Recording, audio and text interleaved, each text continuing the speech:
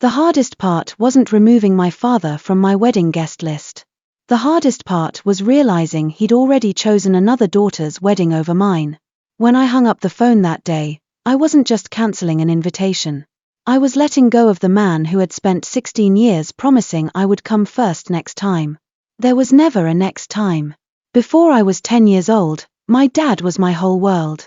My parents had divorced when I was little, but that never changed how close we were. Every other weekend felt like an adventure. We'd ride bikes through the neighborhood, spend hours fishing even though we rarely caught anything, and finish the day with ice cream. At bedtime, he'd sit beside me reading my favorite story until I fell asleep.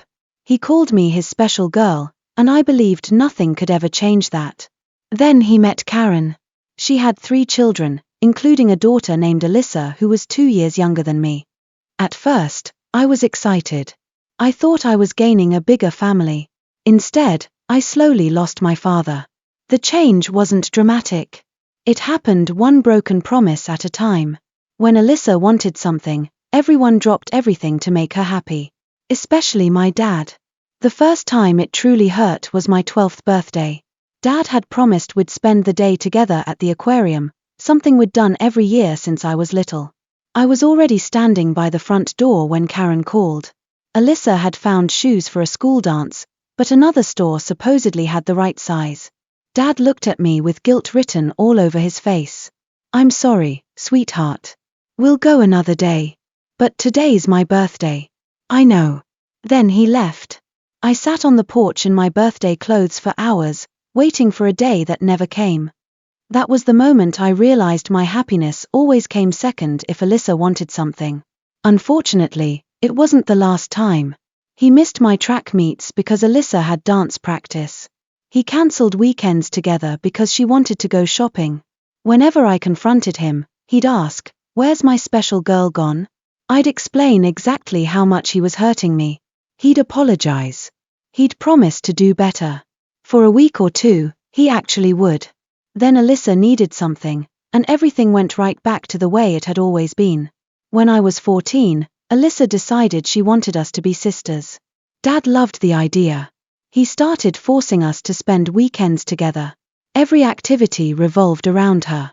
Every restaurant was her choice. Every movie was her favorite. I barely existed. The breaking point came during lunch one afternoon. Alyssa smiled and said, "We should get matching dresses. Everyone already thinks we're sisters." Years of frustration exploded out of me. "We're not sisters," I said. "You took my dad, and I wish you'd just leave me alone." She burst into tears. Dad immediately turned on me. "How could you say that to your sister?" I looked him straight in the eye. "She's not my sister." We had the biggest fight we'd ever had. A week later he apologized, just like always. And just like always, nothing changed. The final straw came during my high school graduation. Karen was out of town, so there was no reason Dad couldn't come. He promised he'd be there. As I walked across the stage, I searched the crowd for him. My grandparents were cheering. My friends' families were cheering. But Dad's seat was empty. When I got to his house afterward, he was sitting comfortably on the couch watching television. "Alyssa had a fever," he explained. Later I saw her walking around the house eating cereal like nothing had happened. Something inside me finally broke. I packed everything I owned into garbage bags and moved in with my grandparents that same day. They gave me something I'd been missing for years. Consistency. They showed up. They never made me compete for their love. Over time, I stopped waiting for my father to become the man he used to be. I built a new life. I finished school. Started working. Eventually I met the man who would become my fiancé. He loved me in a way that felt unfamiliar at first. I never had to wonder whether I was important to him. I already knew. Years later, after nearly a year of no contact, Dad reached out again. This time something felt different. He admitted he'd failed me. He stopped making excuses. He actually listened. Over the next 2 years he remembered birthdays, called every week, and slowly earned back a little of my trust. For the first time in a long time, I believed maybe we'd finally repaired our relationship. Then my fiancé proposed. It was the happiest day of my life. As we planned the wedding, I called Dad before booking the venue. We're thinking about October 14th. Are you free? Absolutely, he said without hesitation. Book it. I wouldn't miss your wedding for anything. I even asked if he'd walk me down the aisle. His voice cracked as he said yes. A few weeks later we officially booked the venue. Excited, I called him to tell him everything was confirmed. There was a long silence. Finally he sighed. Honey, Alyssa just got engaged. I smiled. That's great. She's getting married in Spain. I still didn't understand. Okay. It's the same week as your wedding. I froze. They can move their date. They can't. I gripped the kitchen counter. So, what are you saying? I have to go with Karen. The room suddenly felt cold. You're choosing her wedding. It isn't like that. It is exactly like that. He started explaining that Alyssa wanted him to walk her down the aisle because her biological father wasn't involved. Every word sounded painfully familiar. Once again. She needed him more than I did. You promised me, I whispered. I know. You promised. I know. You told me to book that date. I know. I waited for him to say he'd changed his mind. He never did. Instead he kept asking me to understand. 16 years of disappointment came crashing back all at once. My 12th birthday. The forced family outings. Graduation. Every broken promise. Every apology. Every excuse. You chose her again, I said quietly. No. You did.